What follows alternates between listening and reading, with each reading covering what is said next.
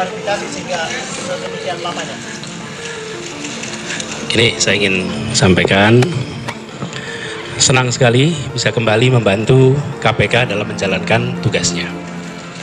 Kami selalu berusaha untuk bisa membantu KPK, bahkan sebelum ketika bertugas di pemerintahan.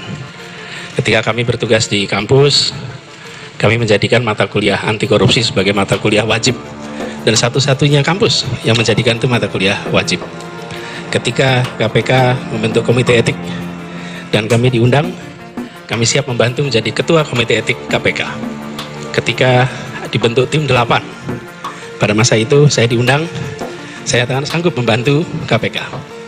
Ketika bertugas di pemerintahan di Jakarta, kami pun membentuk Komisi Pencegahan Korupsi Ibu Kota untuk membantu tugas pencegahan korupsi. Dan alhamdulillah hari ini diundang untuk membantu, kami pun hadir untuk membantu menjalankan apa yang dibutuhkan oleh KPK. Jadi tadi kami diminta untuk memberikan bantuan keterangan dan sudah disampaikan. Insya Allah dengan keterangan yang tadi kami sampaikan akan bisa membuat menjadi terang, sehingga isu yang sedang didalami akan bisa menjadi terang benderang dan memudahkan dalam KPK menjalankan tugas. Saya ingin sampaikan terima kasih kepada semua teman-teman yang hadir malam hari ini, dan insya Allah tugasnya akan bisa dilaksanakan dengan baik. Itu saja dari saya. Terima kasih. Nah, cukup. Terima kasih.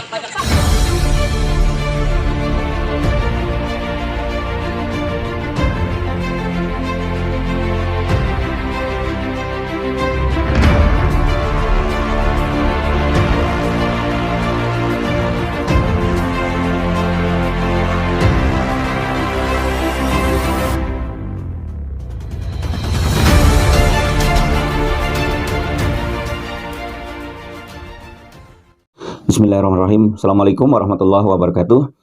Sahabat HS Official yang dirahmati Allah SWT, kita bertemu kembali dalam suasana yang cukup cerah. Insya Allah seperti biasa kita akan membahas topik-topik yang aktual, yang kekinian juga masih viral. Ya. Pada kesempatan ini kita ingin sedikit menganalisa ya tentang bagaimana perlakuan ya terutama dari rezim dan juga antek-anteknya ini terhadap Anies Baswedan yang seolah-olah sepertinya mereka itu khawatir, cemas, tidak rela kalau Anies Baswedan itu akan maju sebagai capres. Kenapa? Ya, karena secara fakta bahwa Anies Baswedan ini ya, dukungannya itu sangat luas. Semakin hari ternyata dukungan Anies itu semakin merata di mana-mana. Ya. Bahkan sekarang ini yang tadinya para pendukung Jokowi itu sekarang sudah beralih kepada Anies Baswedan. Nah ini membuat cemas ya para lawan politiknya, terutama rezim ini. Ya. Rezim ini tentu khawatir ya kalau misalkan Anies Baswedan jadi presiden itu mungkin ya mereka akan banyak tersangkut masalah hukum seperti itu. Sehingga mereka itu berupaya supaya bagaimana Anies ini tidak jadi menjadi capres. Yang pertama, ini tentang pemanggilan Anies Baswedan ke KPK. Nah. Yang dipermasalahkan ini kan masalah Formula E. Yang menurut berbagai pihak, justru Formula E adalah satu pagelaran yang sangat sukses, yang sangat berhasil. Ya. Bahkan ini mengharumkan nama Indonesia di seluruh dunia itu. Tetapi anehnya, justru kenapa KPK ini malah justru membidik Anies? Padahal ya, tokoh-tokoh yang lain itu KPK ini loyo. Tidak berani. Misalkan kasus Ahok. Ya. Kenapa sampai sekarang tidak dituntaskan? Masalah kasus sumber waras saja sampai sekarang tidak dituntaskan. Yang kedua masalah gelaran MotoGP di Mandalika. Kenapa tidak diusut? Demikian juga masalah Ganjar. Ya. Tidak diusut sampai tuntas. Masalah anak Jokowi sendiri. Ya. Itu Gibran. Yang sudah dilaporkan oleh Saudara Badrun. Tidak diusut juga. Termasuk juga masalah Harun Masiku. Sampai sekarang KPK itu diam saja. Nah ini ada apa nih? Jadi kepada orang-orang yang sudah jelas tanda-tanda pelanggaran hukumnya, korupsinya sudah jelas, tetapi KPK tidak berani ya, untuk menangkap, ya, untuk mengusut secara tuntas seperti itu. Tapi Anies Baswedan yang justru menurut masyarakat itu justru melakukan sebuah keberhasilan, ya, sukses di dalam negeri dan di luar negeri, malah dibidik, ya. Ini pasti ada muatan politis. Ya.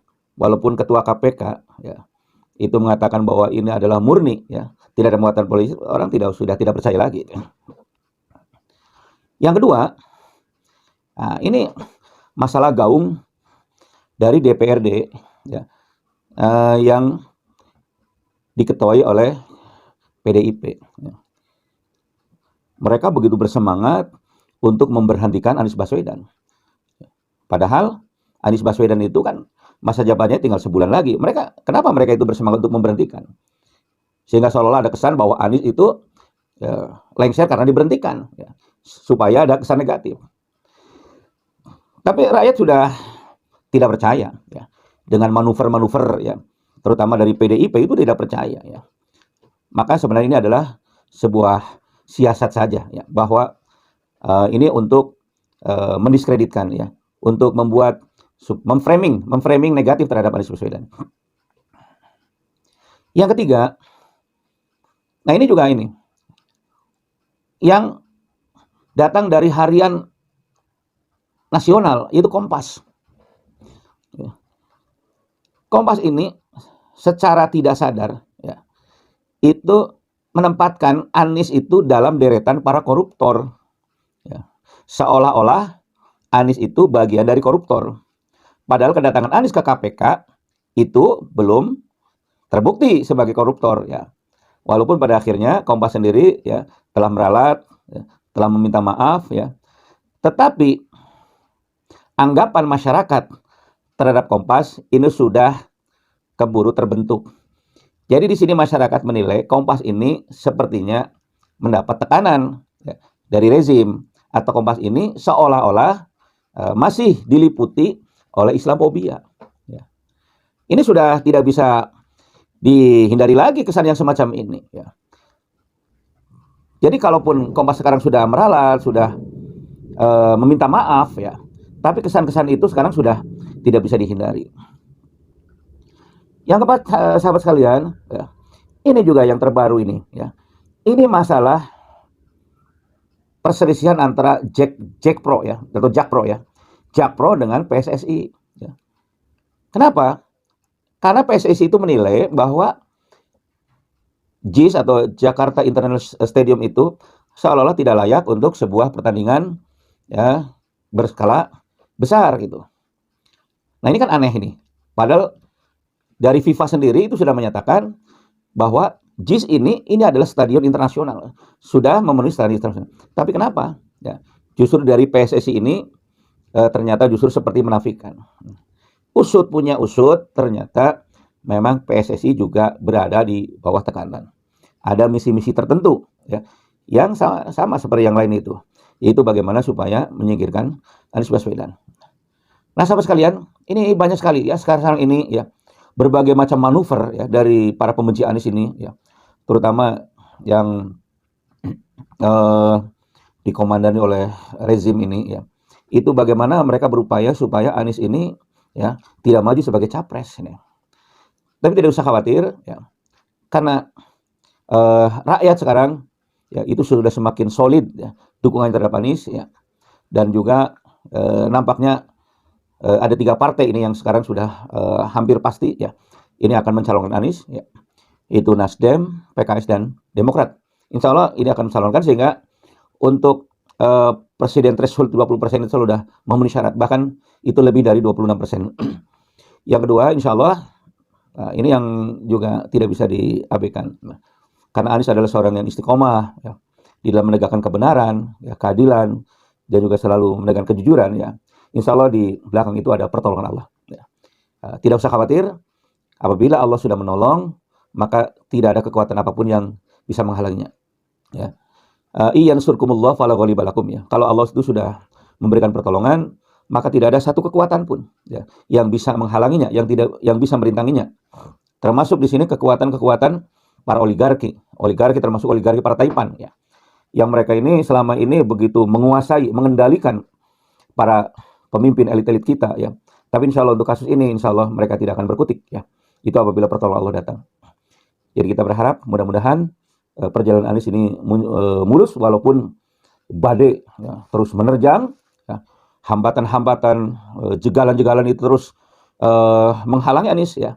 Tapi insya Allah semuanya ini akan berjalan dengan lancar dan kita harapkan sebentar lagi kita akan terjadi perubahan yang signifikan sehingga kita akan bisa mendapatkan seorang pemimpin yang betul-betul yang mempunyai kompetensi, kemampuan, mumpuni, ya, yang cinta kepada rakyatnya dan juga dicintai rakyatnya. Kita berdoa saja. Terima kasih. Kita bertemu di lain kesempatan. Assalamualaikum warahmatullahi wabarakatuh.